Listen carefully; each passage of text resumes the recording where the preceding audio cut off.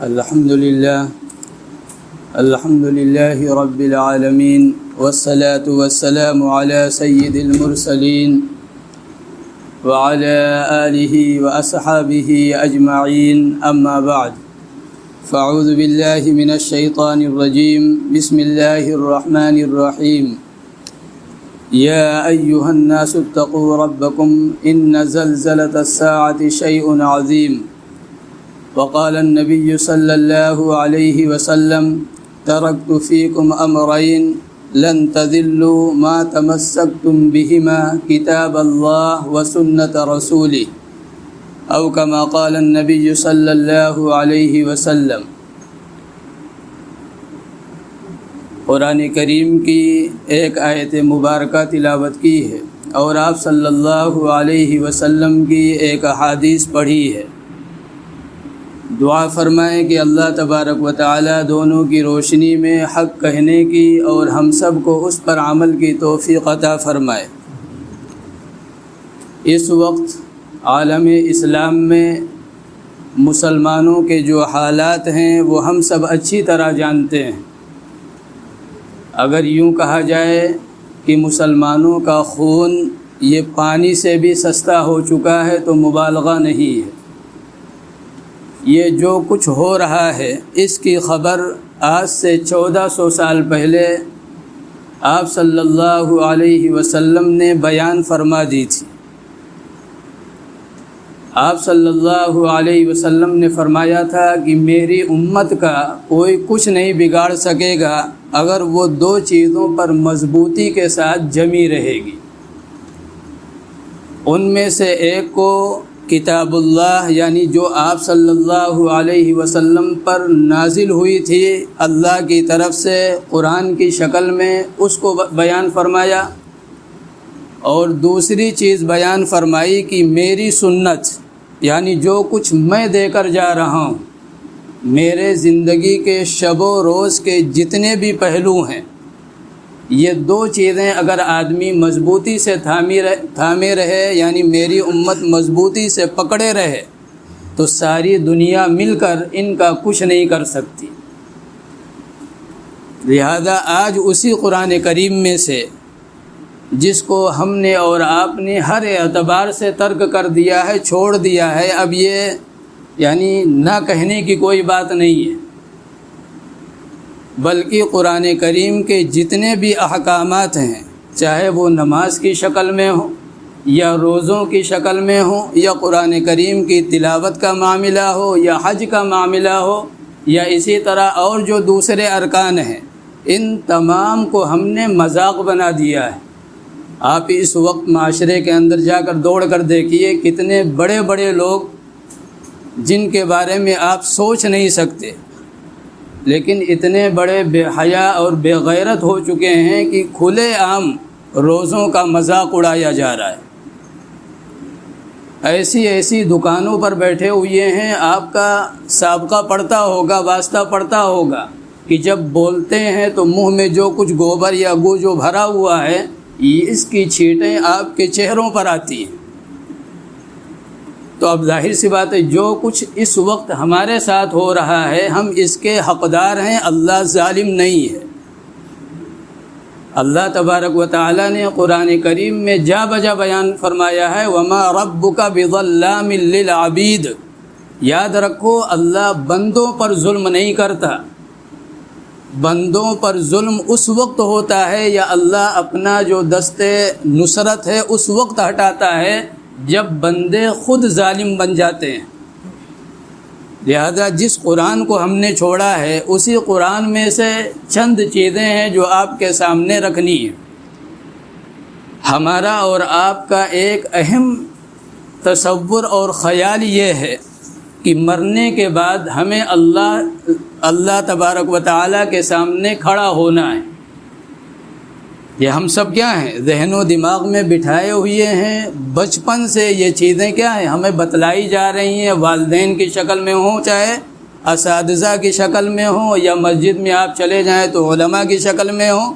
یہ تمام ہمیں اور آپ کو یہ بتا اور سمجھا رہے ہیں کہ مرنے کے بعد ایک دن ہے قیامت کا جہاں کھڑے ہونا ہے اور کھڑے ہو کر جو کچھ کیا ہے اس کا حساب دینا ہوگا۔ یہ ہم اور آپ کیا ہیں، سنتے آ رہے ہیں، لیکن کبھی قرآن کریم میں اگر غور کریں تو اس مسئلے کو قرآن نے مکی زندگی جو ہے، یعنی جو آپ صلی اللہ علیہ وسلم کی ہجرت سے پہلے والی زندگی ہے، اس میں نماز، روزہ، حج، زکوٰۃ نہیں بیان کیا ہے۔ انہی تمام مسائل کو اللہ نے مستحضر کیا ہے، صحابہ کرام کو یاد کروایا ہے، اور اس کے جو حالات ہیں یا اس کی جو ہولناکی ہے یا وہ جو خوفناک منظر ہے، اس کے لیے مختلف الفاظ قرآن نے استعمال کیے ہیں۔ کہیں قرآن کریم یہ فرما رہا یوم ترونها تذهل كل مرضعۃ عما ارضعت وتضع كل ذات حمل حملها، یعنی یہ خاتون کا نقشہ کھینچ رہا ہے اللہ تبارک و تعالیٰ کی، ایک خاتون جو حمل سے ہوں گی، جب وہ دن آئے گا تو انہیں اپنے حمل کا خیال نہیں ہوگا، حمل کب ضائع ہو گیا انہیں پتہ تک نہیں چلے گا، یعنی ایسا خوفناک منظر ہوگا۔ اور آگے کیا فرمایا، یوم تری الناس سکارا، اور جو لوگ ہیں، جو انسان ہیں، جو اپنے آپ کو کیا ہیں، عورتوں کے مقابلے میں بہتر سمجھتے ہیں کہ ہم بڑے عقل مند اور دانا ہیں، ان کا حال قرآن نے یہ بیان کیا کہ آپ انہیں دیکھیں گے کہ جیسے یہ کیا ہیں، 2-4 پیک چڑھا کر آئے ہیں۔ قرآن کیا کہہ رہا، سکارا، یہ سکر ہے، اس کے معنی شراب کے آتے ہیں، نشے کی چیز استعمال کرنا، یعنی ان کی جو کیفیت ہوگی اس دن، ان تمام مناظر کو دیکھ کر اور جو صورتحال اس وقت سامنے ہوگی، اللہ تبارک و تعالیٰ فرما رہا ہے کہ ان کے جو قدم ہیں یہ لڑکھڑا رہے ہوں گے، اور دیکھنے والا یہ سوچے گا کہ بھائی یہ سب 2-4 چڑھا کر آئے۔ یہ مردوں کو بیان کیا، اس کے بعد بچوں کو بیان کیا کہ فَكَيْفَ تَتَّقُونَ إِن كَفَرْتُمْ يَوْمًا يَجْعَلُ الْوِلْدَانَ شِيبًا۔ اللہ فرما رہا ہے اگر آج تم نہیں بچ رہے ہو، کفر کر رہے ہو، تو سوچو اس دن تم کیسے اللہ کے پکڑ سے اور گرفت سے بچو گے، جو دن ایسا ہوگا کہ بچوں کو بوڑھا بنا دے گا۔ اس کے 2 مطلب مفسرین نے بیان کیے، ایک تو یہ کہ وہ جو ہولناک اور خوفناک منظر ہے، اس منظر کو دیکھ کر جو چھوٹے چھوٹے بچے ہیں یہ سنجیدہ ہو جائیں گے، اور یہ جو 80 سال 70 90 سال 100 سال کے جو بوڑھے سوچتے ہیں وہ سوچنا شروع کر دیں گے۔ لیکن بات دوسرے مفسرین فرماتے ہیں نہیں، بات یہ نہیں ہے، بات یہ ہے کہ وہ دن اتنا لمبا ہوگا کہ دن کے شروع میں جو بچہ ہوگا، وہ دن جب ختم ہوگا تو وہ بوڑھا ہو چکا ہوگا۔ اور قرآن نے بھی اس کو بیان کیا کہ یوم تعرج الملائکۃ والروح الیہ فی یوم کان مقدارہ 50,000 سنہ۔ اللہ نے فرمایا جو تمہارے یہ شب و روز ہیں، ان کے اعتبار سے اگر گنتی کی جائے اس دن کی جس دن رب کے سامنے کھڑا ہونا ہے، تو اس دن کی جو مقدار تمہارے دن کے اعتبار سے بنے گی یہ کیا ہے، 50,000 سال کے برابر ہے۔ تو یہ قرآن نے کیا ہے، مختلف مقامات پر مختلف منظر کھینچے ہیں، قیامت کے ہولناکی کے، اس کے خوفناکی کے، اس کے عظیم ہونے کے۔ یہی مضمون صحابہ کرام کو مکی زندگی میں سمجھایا اور پڑھایا گیا ہے۔ اتنی زبردست محنت کی گئی ہے۔ اس کے بعد جب مدینے آئے ہیں تو اب مدینے میں ساری چیزیں کیا ہیں، ان کو دی جا رہی ہیں، اور بڑے شوق کے ساتھ اس پر کیا ہے، عمل کر رہے ہیں۔ آپ دیکھیے شراب ان کی گھٹی میں پڑی ہوئی تھی، ان کی فطرت تھی، لیکن جب دل کی دنیا آباد ہوئی اور جب قرآن نے کہا یا ایھا الذین آمنوا انما الخمر والمیسر والانصاب والازلام رجس من عمل الشیطان فاجتنبوہ، اور آگے فرما دیا لعلکم تفلحون، یعنی اب کامیابی اسی میں ہے کہ ان تمام کو چھوڑنا پڑے گا جو تمہاری طبیعت بن چکی تھی۔ جس کے منہ تک جام جا چکا تھا اور خبر پڑی اعلان ہوا کہ اللہ تبارک و تعالیٰ نے انہیں حرام قرار دیا ہے، وہ جام منہ کو نہیں گیا، وہیں سے کیا ہے زمین پر پھینک دیا۔ مدینہ کی گلیوں میں پانیوں کی طرح شراب بہا ہے جب شراب کی حرمت آئی۔ تو یہ قرآن کریم کیا ہے، جو مکی صورتیں ہیں، آپ اگر غور کریں گے تو وہاں کوئی بھی حکم نہیں ملے گا کہ نماز پڑھو، روزہ رکھو، حج دو، زکوٰۃ دو، کچھ بھی نہیں ہے۔ صرف آخرت کا تصور ان کے ذہن و دماغ میں بٹھایا گیا ہے۔ لیکن افسوس یہ ہے کہ آج ہم آخرت کو بھولے ہوئے ہیں۔ آخرت ہمارے سامنے نہیں ہے۔ اگر آخرت سامنے ہوتی تو یہ جو معاشرہ ہمارا روزہ خوروں کی طرف جا رہا ہے، جو کھا رہے ہیں بلکہ مذاق اڑا رہے ہیں، اس طرف یہ معاشرہ نہ جاتا۔ کھلے عام یہ تمام طرح کے جو کبائر ہیں ان کا انجام دینا، یہ اس بات کی نشاندہی کرتا ہے کہ آخرت کا جو تصور ہے یہ ذہن و دماغ سے نکل چکا ہے۔ اور جب آخرت کا تصور ذہن و دماغ سے نکل گیا تو آدمی جو کر جائے کم ہے۔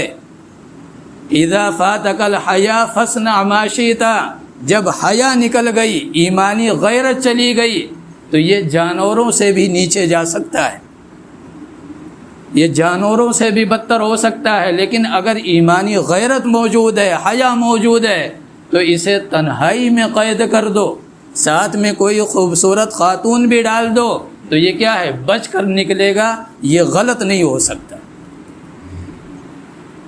تو لہذا وہ چند باتیں ہیں جو وہ اب اس دن جو خوفناک اور ہولناک منظر ہے یہ آپ تصور میں رکھیے۔ آپ صلی اللہ علیہ وسلم کے پاس حضرت عائشہ رضی اللہ تعالی عنہ بیٹھی ہوئی ہیں، وہ رونا شروع کر دیا انہوں نے۔ آپ صلی اللہ علیہ وسلم نے پوچھا، عائشہ کیا بات ہے، ما یبکیک، کیوں رو رہی ہو؟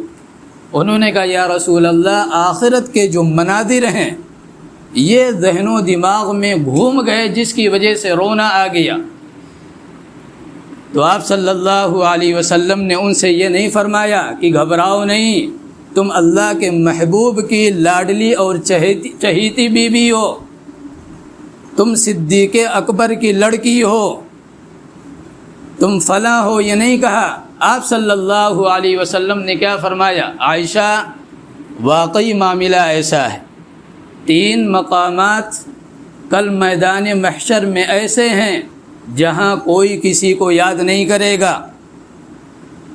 وہ 3 مقامات ہم سب کو پیش آنے ہیں کل قیامت میں۔ وہ سارے مناظر جو آپ صلی اللہ علیہ وسلم نے بیان کیے کہ 3 ہیں، اور 3 وہ موقع ایسا ہے کہ آدمی کسی کو نہیں یاد کرے گا، اور اسی کا نقشہ قرآن نے کھینچا، یوم یفر المرء من اخی وامہ وابی وصاحبتہ وبنی لکل امرئ منہم یومئذ شأن یغنی۔ کیا ہے، بیوی بھاگ رہی ہے شوہر کو دیکھ کر، بیٹا بھاگ رہا ہے باپ کو دیکھ کر، باپ بھاگ رہا ہے اپنی محترمہ کو دیکھ کر، یعنی جتنے بھی، اور ایسا نہیں کہ یہ پہچانتے نہیں، قرآن نے سورہ معارج میں بیان کیا ہے، یبصرونہم یود المجرم لو یفتدی من عذاب یومئذ ببنی۔ اللہ فرما رہا ہے ایسا نہیں ہے، لا یسأل حمیم حمیما یبصرونہم۔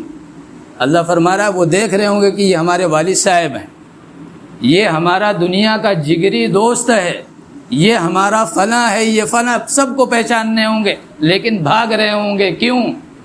کوئی سوال نہ کر لے، کوئی نیکی نہ مانگ لے، اس لیے کیا بھگدڑ مچی ہوئی، ہر ایک دوسرے سے بھاگ رہا ہے۔ آپ صلی اللہ علیہ وسلم نے حضرت عائشہ رضی اللہ تعالی عنہا کو یہ نہیں فرمایا کہ گھبراؤ نہیں، بلکہ حضرت فاطمہ سے بھی کہا کہ بیٹی کل یہ نہ سوچنا کہ میں محمد کی بیٹی ہوں، میں بچا لوں گی، میں بچا لوں گا۔ لیکن آج معاشرے میں نعرہ کیا چل رہا ہے کہ آپ فلاں کے مرید ہیں، آپ کا بیڑا پار ہو جائے گا چاہے آپ کچھ بھی نہ کریں۔ فلاں کا دامن آپ نے مضبوطی سے پکڑا ہوا ہے، آپ کا بیڑا کیا ہے، پار ہو جائے گا، لیکن یہ بیڑا جائے گا کہاں؟ آپ خود سوچ لیجیے۔ جب نہ نماز ہے، نہ روزہ ہے، نہ دوسرے جو عبادات ہیں وہ زندگی میں ہے، صرف ہم دامن پکڑے رہے ہیں، تو کان کھول کر سن لیں کہ میدان محشر میں کرتا نہیں ہوگا۔ اب آپ سوچئے کیا پکڑیں گے وہاں؟ وہاں کیا ہے؟ خفاتن عوراتن غرلن، غیر مختون، جیسے ماں کے پیٹ سے پیدا ہوئے تھے وہی حالت ہوگی، ختنہ نہیں ہے، ننگے پاؤں ہوں گے، اور اسی طرح کیا ہے؟ ننگے بدن۔ اب وہاں دامن آپ کہاں سے پکڑیں گے؟ وہ آپ کا مسئلہ ہے، آپ سمجھے۔ ہم یہ نہیں سمجھتے کہ فلاں کا دامن پکڑ لے اور بیڑا پار، عمل نہ ہو کچھ بھی۔ عمل کے بغیر اللہ کے نبی نے فرمایا فاطمہ میں تمہیں نہیں بچا سکتا۔ عائشہ میدان محشر واقعی بڑا خوفناک ہے، اور خاص طور سے 3 مناظر، وہاں کوئی کسی کو یاد نہیں کرے گا، وہاں ہر آدمی کیا ہے؟ نفسا نفسی کے عالم میں ہوگا۔ وہ 3 مناظر کیا ہیں؟ آپ صلی اللہ علیہ وسلم نے فرمایا کہ پہلا منظر جب یہ اعلان ہوگا وَنَضَعُ الْمَوَازِينَ الْقِسْطَ لِيَوْمِ الْقِيَامَةِ، فرشتے ندا لگائیں گے، کیا ہے؟ ترازو تیار کیا جائے، لوگوں کے عمل تولے جائیں گے۔ اب عمل جو تولے جائیں گے وہ ایسا تو ہے نہیں کہ آدمی کہیں بھاگ جائے، چھپ جائے، اس لیے کہ لا تری فیہا عوجا ولا امتا، یہ جو پہاڑ آپ کو دکھ رہے ہیں، گڈھے دکھ رہے ہیں، ندیاں دکھ رہے ہیں، یہ سارے غائب۔ یہ کیا ہے؟ قاعا صفصفا، یہ سب چٹیل میدان بنے ہوئے ہیں، چھپنے کی کوئی جگہ نہیں ہے پوری کائنات۔ اور دوسرا ایک چیز اور یہ ہے کہ فرشتے چاروں طرف سے آپ کا گھیرا بنائے ہوئے ہیں، آپ اندر ہیں۔ ترازو کے سامنے جبریل علیہ السلام کھڑے ہوئے ہیں، اور اعلان ہو رہا ہے کہ فلاں ابن فلاں وہ آ جائیں۔ جب یہ منظر، یہ ایک حدیث آتی ہے کہ جب آپ صلی اللہ علیہ وسلم نے جب یہ مناظر بیان کیے تو سیدنا حضرت ابوبکر صدیق رضی اللہ تعالی عنہ کیا ہیں؟ یہ گھبرائے، یا رسول اللہ کیا ہوگا اس دن؟ کیا ہے ہمارے پاس؟ ہم نے کیا کیا ہے؟ یہ ظاہر سی بات ہے، یہ کائنات کا سب سے عظیم آدمی ہے نبیوں کے بعد۔ اللہ کے نبی صلی اللہ علیہ وسلم نے فرمایا کہ کل میدان محشر میں جب میزان قائم ہوگا، ترازو قائم ہوگا، تو میں ابو بکر کو آگے کروں گا، ابو بکر جاؤ۔ ندا آئے گی کہ یہ میرے حبیب کا حبیب ہے، اسے جانے دیا جائے۔ معاملہ نہیں کھلے گا، یہ ترازو تک نہیں جائیں گے ان کی۔ یہ تو وہ ہیں کہ جنت کے جتنے بھی دروازے ہیں وہ سب یہ سوچیں گے کاش کہ یہ ہستی ہمارے دروازے سے داخل ہو جاتی، اس کے قدم ہمارے دروازے میں لگ جاتے، ہماری شرافت اور کرامت بڑھ جاتی۔ جنت تو حضرت ابوبکر کی مشتاق۔ تو یہ صحابہ کرام کا حال ہے کہ وہ کانپ رہے ہیں، وہ ہل رہے ہیں کہ یا رسول اللہ کیا بنے گا، ہمارے پاس ہے کیا؟ لہذا جب وہ ترازو تیار ہوا تو وہاں اب معاملہ یہ ہے کہ بھائی جس کی نیکی بڑھ گئی وہ کامیاب ہو گیا۔ فمن ثقلت موازینہ، جس کا وزن یہ بھاری ہو گیا، نیکیاں بڑھ گئیں، فہو فی عیشۃ راضیہ، اب ہو جائے کیا ہے؟ مزے کرے، کوئی مسئلہ نہیں۔ اور جبریل علیہ السلام وہاں کھڑے ہو کر اعلان کریں گے فلاں ابن فلاں قد سعد سعادۃ فلا تسخط ابدا۔ یہ اعلان ساری انسانیت سنے گی۔ کیا کہہ رہے ہیں جبریل علیہ السلام؟ جبریل علیہ السلام یہ فرما رہے ہیں کہ فلاں ابن فلاں، یعنی فلاں جو فلاں کا بیٹا ہے یہ نیک بخت ہو گیا، کامیاب ہو گیا، اب آج کے بعد یہ کبھی بھی ناکام نہیں ہو سکتا۔ یہ محشر میں یہ آواز جبریل علیہ السلام کی گونج رہی ہے جسے ہر انسان سننا ہے۔ ایک بدبخت آدمی پہنچا، اس کی جو نیکیاں ہیں یہ ہلکی ہوئیں اور جو برائیاں ہیں یہ بڑھ گئیں۔ اعلان فلاں ابن فلاں قد شقی شقاوتن، کہ فلاں ابن فلاں کا بیٹا کیا ہے؟ یہ ابدی ناکامی کا شکار ہو گیا اور اب یہ کامیاب نہیں ہو سکتا۔ اللہ کے نبی صلی اللہ علیہ وسلم نے فرمایا جب یہ منظر یعنی جب ترازو میں عمل تولا جا رہا ہوگا تو اس وقت لوگوں کو اپنی پڑی ہوگی، کوئی باپ کی طرف نہیں دیکھے گا، بیٹوں کی طرف نہیں دیکھے گا، بیوی کی طرف نہیں دیکھے گا، جس کو دیکھے گا کہ یہ ہمارے ہیں ان سے دور بھاگے گا۔ یوم یفر المرء من اخیہ۔ اب ظاہر سی بات ہے کیا ہم لوگ یہ نہیں چاہتے کہ بھائی اس دن ہماری جو نیکیاں ہیں یہ وزنی ہو جائیں اور برائیاں کیا ہیں یہ ہلکی پڑ جائیں، یا برائیاں یہ ختم ہو جائیں؟ چاہتے ہیں نہیں چاہتے ہیں؟ ظاہر سی بات ہے ہم سب چاہتے ہیں، تو صرف چاہنے سے کام نہیں چلتا ہے، اس کے لیے کچھ کرنا پڑے گا۔ وہ کرنا کیا ہے؟ دو کام آپ کریے، آپ کا جو عمل ہے اس کے اندر وزن پیدا ہوگا۔ ایک تو یہ کہ جتنے بھی ہم عبادات کی قبیل سے جو بھی چیزیں ہیں جو ہم اللہ کے لیے انجام دیتے ہیں اس میں کبھی کسی بندے کو شامل نہ کریں۔ جتنی بھی چیزیں ہیں عبادات کے قبیل سے یا اللہ کو راضی کرنے والے جو بھی اعمال ہیں، یہ تمام عمل کرتے ہوئے کسی بندے کا خیال اور تصور بھی ذہن و دماغ میں نہ آئے۔ کل ملا کر کہنا کیا؟ اخلاص۔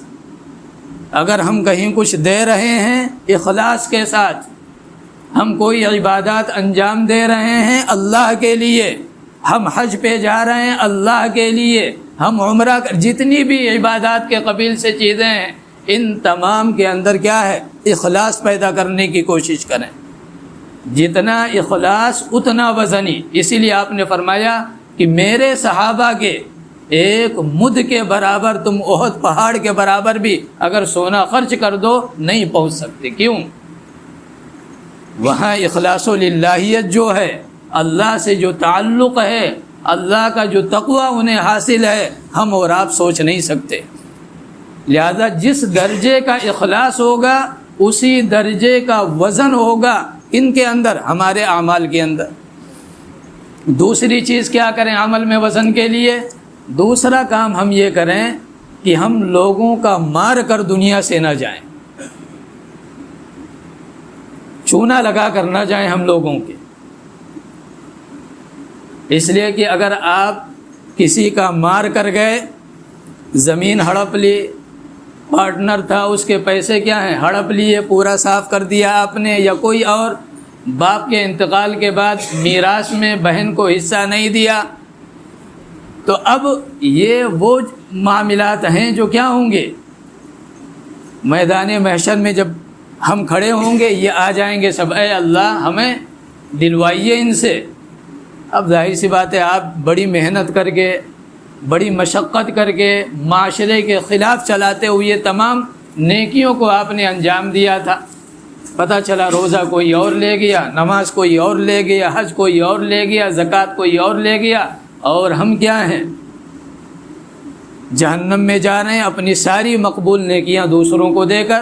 لہذا دو عمل اگر ہمیں اپنے ترازو کو جھکانا ہے جس میں نیکیاں ہیں، پہلا کام کیا ہے؟ تمام عبادتوں کے اندر اخلاص پیدا کریں۔ دوسرا کام یہ کریں کہ ہم کسی کا حق لے کر اس دنیا سے رخصت نہ ہوں۔ ہمارا کوئی لے لے کوئی مسئلہ نہیں، لیکن ہم کسی کا لے کر نہ جائیں۔ اگر لے کر جائیں گے تو جتنی نیکیاں ہیں یہ تمام خطرے میں ہیں۔ یہ پہلا موقع ہے جہاں اللہ کے نبی نے فرمایا کہ کوئی کسی کو یاد نہیں کرے گا۔ آپ نے فرمایا دوسرا موقع وہ ہے جہاں کوئی کسی کو یاد نہیں کرے گا۔ وہ موقع کون سا ہے؟ جب نامے اعمال تقسیم ہوں گے۔ یہاں تو عمل وزن ہوا، اب دوسرا جو منظر وہاں قائم ہوگا، دوسرا جو اعلان ہے وہ کیا ہوگا کہ بھائی اب سب ہوشیار ہو جاؤ، نامے اعمال سب کو دیے جائیں گے۔ اب آپ بتلائیے نامے اعمال کس ہاتھ میں ملے گا تو بندہ کامیاب ہے؟ ظاہر سی بات ہے داہنے ہاتھ میں۔ اب داہنے ہاتھ میں جس کو نام اعمال ملا، سورہ حاقہ میں نقشہ کھینچا، اس لیے کہ جو آدمی پہلی پوزیشن سے پاس ہوتا ہے وہ کبھی اپنا رزلٹ چھپا کر نہیں رکھتا ہے۔ جو نیچے سے پہلا ہو وہ ظاہر سی بات ہے ہمیشہ کیا ہے وہ چھپا کر ٹھیک ہے پاس ہو گئے ہیں، لیکن جو پہلی پوزیشن لائے تو وہ رزلٹ چھپاتا نہیں ہے، وہ تو چیختا ہے محلے میں لے کر، چلاتا سب کو جو نہیں دیکھنا چاہتے ہیں انہیں بھی دکھاتا ہے۔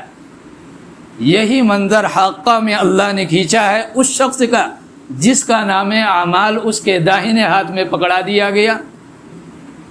جب داہنے ہاتھ میں نام اعمال پکڑا دیا گیا تو قرآن نے اس وقت اس کے منہ سے جو الفاظ نکلے گا خوشی کا اس کو بھی کھینچا ہے، حالانکہ اس کا کوئی معنی عربی میں ہے نہیں۔ ہاؤم، آپ لغت اٹھائیے، یہ لفظ کہیں بھی آپ کو نہیں ملے گا۔ یہ جیسے آدمی خوشی میں ایک نعرہ نہیں بلند کرتا ہے، وہ چیخ پڑتا ہے، ایسے ایک لفظ ہاؤم، آ جاؤ آ جاؤ آ جاؤ، کیا اقرؤ کتابیہ، یہ سب کو اپنی طرف متوجہ کر رہا ہے۔ ہاؤم، آ جاؤ، کیا ہے؟ اقرؤ کتابیہ، بھائی ہمارا نام اعمال تو پڑھو۔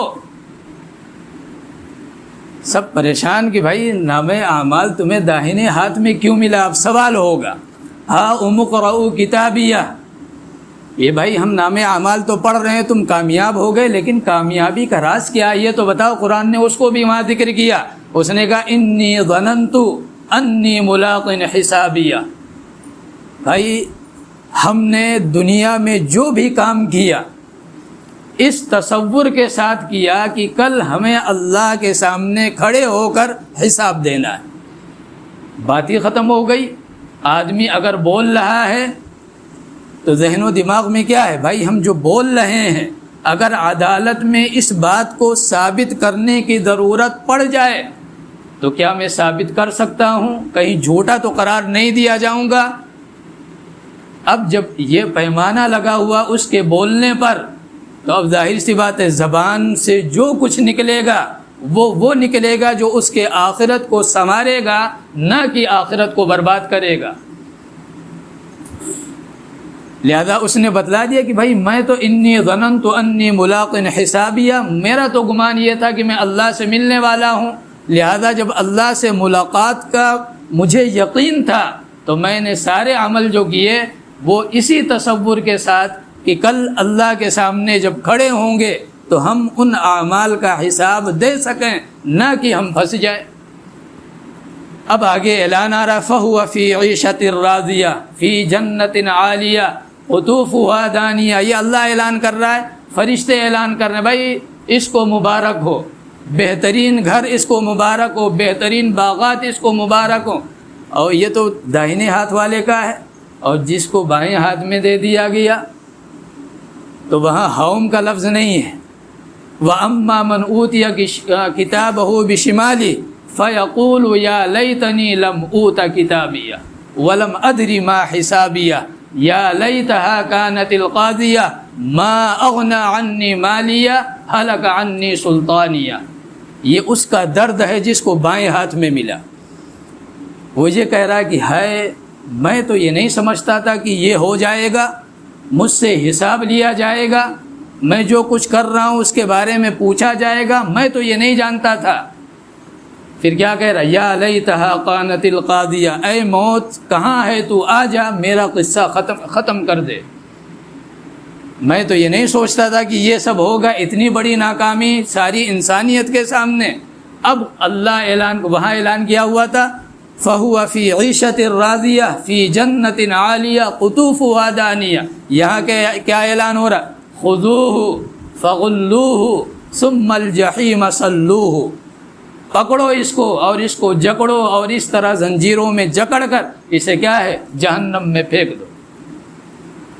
اللہ کے نبی صلی اللہ علیہ وسلم نے فرمایا یہ دوسرا موقع ہے جہاں ہر آدمی کو صرف نفسی اپنے آپ کی یاد ہوگی، بھائی بہن بیوی اولاد کوئی نہیں یاد آ رہا ہوگا، اگر کوئی دکھ بھی رہا ہوگا تو منہ چھپا کر وہاں سے بندہ بھاگ رہا ہوگا۔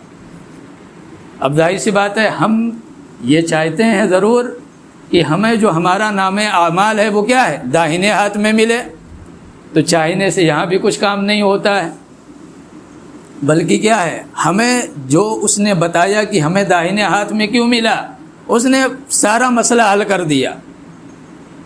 اس نے حل کیا بھائی میں اس تصور کے ساتھ جیتا تھا کہ یہ زندگی اللہ کی امانت ہے، یہ آنکھیں اللہ کی امانت ہیں، یہ کان اللہ کی امانت ہے، یہ ہاتھ اور پاؤں یہ سب اللہ کی امانت ہیں۔ اگر امانت میں خیانت کی تو جہنم ٹھکانہ ہوگا، اور اگر امانت کو صحیح استعمال کیا تو اس پر ہمیں کیا ہے؟ جنت ملے گی۔ لہذا پتہ کیا چلا کہ اس تصور کے ساتھ جینا کہ کل ہمیں اللہ تبارک و تعالیٰ کے سامنے کھڑے ہو کر حساب دینا ہے، اور ہم اور آپ یہ ذہن و دماغ میں نہ رکھیں کہ بھائی ہم نے فلاں، کسی کو خبر ہی نہیں ہوئی اور ہم نے فلاں کام کر لیا۔ اللہ تبارک و تعالیٰ نے قرآن کریم میں یہ بیان کیا ہے، اگر تم دوسرے ہو تو تیسرا یاد رکھنا اللہ تمہارے ساتھ ہے، اگر تم تین ہو تو چوتھا اللہ تمہارے ساتھ ہے، اگر تم اور ہو تو، یعنی اللہ ہر وقت تمہارے ساتھ ہے۔ اللہ سے نہیں چھپا سکتے کوئی بھی برا عمل، بھلے تم بندوں سے چھپا لو۔ لہذا اگر نام اعمال ہم داہنے ہاتھ میں چاہتے ہیں تو ہمیں زندگی جو ملی ہے اس زندگی کو اسی طرح ہمیں گزارنی ہے جس طرح اللہ کے حبیب نے ہمیں گزارنے کا طریقہ سکھلایا اور بتلایا ہے۔ یہ دوسرا مقام۔ تیسرا مقام آپ صلی اللہ علیہ وسلم نے فرمایا کہ وہ ہوگا جب پل صراط پر گزرنے کی باری آئے گی۔ پل صراط کا نام ہم اور آپ نے سنا ہے کہ بال سے زیادہ باریک اور تلوار سے زیادہ تیز۔ اس کی ابتدا میدان محشر سے اور اس کی انتہا جنت پر ہے، یعنی میدان محشر سے یہ پل بنے گا، اور اسی پل کے ذریعے سے جتنے بھی انسان ہیں، چاہے جنت میں جانے والے اور چاہے جہنم میں گرنے والے، وَإِن مِّنكُمْ إِلَّا وَارِدُهَا، اللہ فرما رہا تم میں سے کوئی بھی نہیں ہے جو اس پل پر نہ گزرے۔ وہ پل اس طرح ہے کہ وہ نظر نہیں آ رہا ہے، جہنم کے اوپر ہے، لیکن وہ چونکہ بال سے زیادہ باریک، تلوار سے زیادہ تیز ہے، اور اندھیرا اس طرح ہے کہ وہ نظر نہیں آ رہا ہے۔ اس پر گزرنا ہے ایمان والے کو بھی اور جو غیر ایمان والے ہیں انہیں بھی۔ لیکن قرآن نے سورہ حدید میں بیان کیا کہ ایمان والے کیسے گزریں گے۔ یوم تری المؤمنین والمؤمنات یسعی نورہم، اللہ فرما رہا ہے کہ جب ایمان والا، اللہ کا مطیع و فرما بردار بندہ جب پل صراط پر پہنچے گا، قدم رکھے گا، فوراً ایمان کی جو لائٹ ہے وہ سامنے، دائیں سے بھی، وہ بھی ایمانہم، دائیں سے بھی اور بائیں سے بھی، آگے سے بھی پیچھے سے بھی، یعنی وہ جو ایمان اس دنیا سے بچا کر لے گیا، یہ ایمان راستہ دکھلائے گا اور اس پر اس تیزی کے ساتھ گزر جائے گا کہ جیسے پلک جھپکتے وہ کیا ہے؟ جنت میں پہنچ گیا۔ پیچھے منافقین بھی چلے، اللہ کے نافرمان بھی چلے، ان کو اگلی آیت میں لیا، یوم تری المنافقون والمنافقات للذین آمنوا انظرونا نقتبس من نورکم قیل ارجعوا وراءکم فالتمسوا نورا۔ جب ایمان والے آگے بڑھے، ان کی ایمانی جو نورانیت تھی یا ایمانی جو روشنی تھی، اس سے جب پل نظر آنا شروع ہوا اور انہوں نے سرپٹ جب دوڑ لگائی، تو اب پیچھے سے جو منافقین ہیں، جو بد عمل اور بد کردار ہیں، یہ آواز لگا رہے ہیں، کیا کہہ رہے ہیں؟ ارے فلاں رکو تو صحیح، ہم تمہارے پڑوسی ہیں، ہمیں چھوڑ کر تم کہاں جا رہے ہو؟ کوئی چھوٹا موٹا پروگرام اگر دنیا میں کرتے تھے ہمیں ضرور بلاتے تھے، ہمارے مشورے سے سارے معاملات طے کرواتے تھے، آج ہمیں کہاں چھوڑ کر بھاگے جا رہے ہو؟ ہمیں بھی تو ساتھ لے چلو۔ اب ایمان والے یہ کہیں گے بھائی فَالْتَمِسُوا نُورًا، پیچھے جاؤ، مِن وَرَائِهِمْ فَالْتَمِسُوا، پیچھے بھاگو، میدان محشر میں جاؤ، وہیں نور تلاش کرو۔ ہمارے ایمانی روشنی میں تم نہیں گزر سکتے، وہ دنیا تھی، یہ آخرت ہے، یہاں کوئی کچھ نہیں کر سکتا، جو اللہ چاہے گا وہی ہوگا۔ اللہ یہ چاہ رہا ہے کہ کیا ہو؟ تم ہمارے ساتھ نہ ہو، لہذا جاؤ پیچھے تلاش کرو۔ قرآن آگے کہہ رہا ہے فَضُرِبَ بَيْنَهُمْ بِسُورٍ لَهُ بَابٌ، اب ظاہر سی بات ہے، یہ چیخو پکار ہے، چلا رہے ہیں، شور مچا رہے ہیں، اللہ کیا ہے، دیوار بنا دے گا، تم لوگ آرام سے جاؤ، سکون سے جاؤ، ان کی آواز بھی اب تم تک نہیں پہنچے گی، چلانے دو۔ اب وہ سب کٹ کٹا کر کیا ہے، جہنم۔ اب آپ بتلائیے کیا پلسرات سے آرام کے ساتھ گزرنا چاہ رہے ہیں؟ یہ چاہتے ہیں کہ ہماری جو ایمانی جو روشنی ہے یہ کیا ہو، اس دن کام آئے، تو اس کے لیے 4 کام ہیں۔ اس کے لیے 4 کام اللہ کے نبی نے فرمایا کہ پکا منافق ہے وہ شخص جس کے اندر 4 برائیاں ہوں۔ یہ 4 برائیاں آج معاشرے کے اندر کیا ہے، بڑی پروان چڑھ رہی ہیں بڑی تیزی کے ساتھ۔ ان میں آپ نے سب سے پہلے فرمایا کہ اذا وعد اخلف، جب کسی سے وعدہ کرے تو وعدہ خلافی کرے۔ اب آپ بتلائیے، بہت سے لوگ معاشرے میں ایسے ملیں گے کہ ان کے زبان پر صرف وعدے ہی وعدے ہیں، ان سے بھی وعدہ کر لیا، ان سے بھی کر لیا، ان سے بھی کر لیا، ان سے بھی، اور یاد کسی کا نہیں کس سے کیا وعدہ کیا۔ یہ کیا ہے، یہ معاشرہ ہمارا اور آپ کا چل رہا ہے۔ اللہ کے نبی نے فرمایا یہ پکے منافق کی علامت ہے 4 چیزیں۔ ایک یہ کہ جب وعدہ کرے تو وعدہ خلافی کرے، اور دوسرا اذا حدث کذب، جب بات کرے تو جھوٹ بولے، ملمہ سازی کرے، جیسے کہتے ہیں نا ڈینگے مارے کہ پدرم سلطان بود۔ ہمارے ایک استاد تھے، وہ ایک چٹکلا سناتے تھے۔ وہ چٹکلا یہ کہ جیسے گاؤں دیہات میں جیسے جب بھینسیں مر جاتی ہیں یا اس طرح کے جو جانور جب مر جاتے ہیں تو چمار کو بلایا جاتا ہے، چمار کو بلاتے ہیں، وہ آتا اپنی کھال لے کر چلا جاتا ہے، اور پوری جو وہ ہوتی ہے لاش جو ہوتی ہے گوشت کا پورا ڈھیر وہ وہیں رہ جاتا ہے۔ اب گدھ حضرات جو ہیں یہ ادھر ادھر مڈراتے رہتے ہیں۔ جب چمار وہاں سے چلا گیا تو اب وہ سب آتے ہیں اور کھانا شروع منٹوں میں غائب کر دیتے ہیں۔ کھانے پینے کے بعد جب آپس میں اب ہضم بھی کرنا ہے تو وہ لڑتے ہیں۔ بچپن میں یہ سارے منظر دیکھا تو وہ لڑتے ہیں، تو وہ جو لڑتے ہیں تو اس پر انہوں نے چٹکلا سنایا کہ ان میں سے ایک کہتا ہے پدرم سلطان بود، مردار کھایا ہے، جو کسی کے کام کا نہیں وہ استعمال کیا ہے، لیکن وہ بات کیا کہہ رہا، پترم سلطان بود، بھائی ہمارے باپ جو ہیں یہ بادشاہ تھے۔ تو اب جو دوسرے ہیں وہ کہتے ہیں پھر تراچے، بھائی جب باپ تمہارے بادشاہ تھے تو تم کیا کر رہے ہو، گندگی کھا رہے ہو۔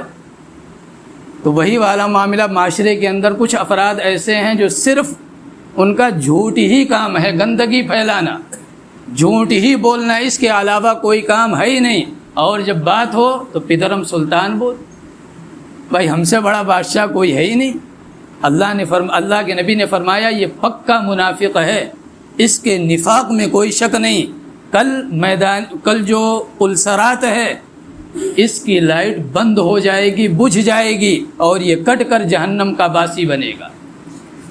تیسری چیز آپ صلی اللہ علیہ وسلم نے فرمائی کہ اذا اؤتمن خان، جب کوئی آدمی اس کے پاس امانت رکھوائے تو کیا ہے، امانت میں خیانت کرے۔ آپ دیکھیے ایسے ایسے معاملات بھی ہیں، اب ہر طرح کی چیزیں سامنے آتی ہیں کہ لے کر آئے، مثال کے طور پر ہمیں کچھ دینے، اتفاق سے ہم نہیں ہیں، بیٹا بیٹھا ہوا ہے یا کوئی اور بیٹھا ہوا ہے، اس نے وہ چیز لے لی۔ اب دینے والا جس کو لینا ہے وہ اس انتظار میں ہے کہ فلاں صاحب فلاں چیز لے کر آئیں گے اور وہ دیں گے۔ پتہ چلا وہ چیز جو دینی تھی وہ برسوں پہلے دی جا چکی اور کھا پی کر معاملہ برابر ہو گیا، کھانے والے نے بتایا تک نہیں۔ یا تو آپ کو لینا نہیں چاہیے تھا، یا جب آپ نے امانت لی تھی تو جس کا حق تھا اس تک پہنچانا چاہیے تھا۔ آپ نے فرمایا اگر کسی کے اندر یہ خرابی ہے، اس طرح کی برائی ہے تو یہ پکا منافق ہے، اس کے نفاق میں کوئی شک نہیں۔ چوتھی چیز آپ نے فرمائی اذا خاصم فجر، اس کے مرضی کے خلاف کوئی کام پیش آ جائے تو کیا ہے، اول پھول بکنے لگے، گالی گلوچ پر اتر آئے، تو تیری پر کیا ہے معاملہ پہنچا دے۔ اگر اس طرح کوئی معاشرے کے اندر ہے تو اللہ کے نبی نے فرمایا یہ پکا منافق ہے، یہ میدان محشر میں جب پلسرات پر گزرنے کی باری آئے گی تو یہ جہنم کا ایندھن بنے گا، یہ جنت تک پہنچنے والا نہیں ہوگا۔ اللہ تبارک و تعالی ہم سب کو کہنے سننے سے زیادہ عمل کی توفیق دے۔ وآخر دعوانا ان الحمد للہ رب العالمین۔